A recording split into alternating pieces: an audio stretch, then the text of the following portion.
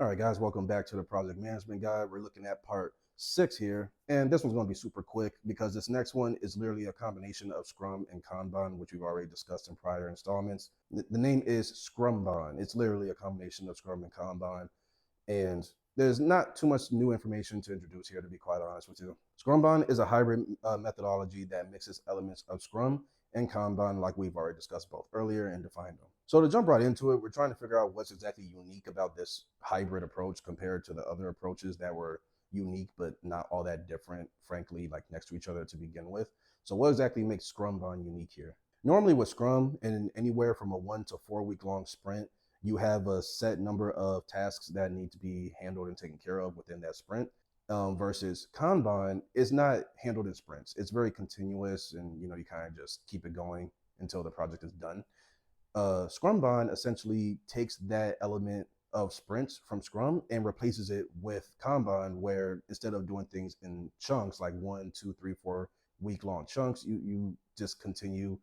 You take tasks from the product backlog, which is essentially a to-do list, and you just knock this out as you go.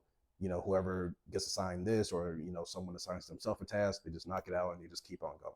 The main benefit of Scrumban compared to the other two is to incorporate the continuous workflow while still maintaining the project reviews and reiterations from Scrum, because Kanban doesn't have that phase of constantly like replanning and adjusting to the current state of the project like Scrum does. So with Scrumban, you get the continuous nature of everything kind of just going in one direction, like continuously. There is no monthly deadline or 2 week deadline every time you're focusing on a particular patch or portion of the project. It's all just continuous and it flows, but it still incorporates the elements of the project being able to be reviewed at pretty much any given time. And that's really the only real difference. And again, when it comes to which one's more effective or what you prefer, again, that's up to you. If you're a project manager or scrum master, whatever the case may be, it's up to you, your team, the assets that you're working with, the timeline.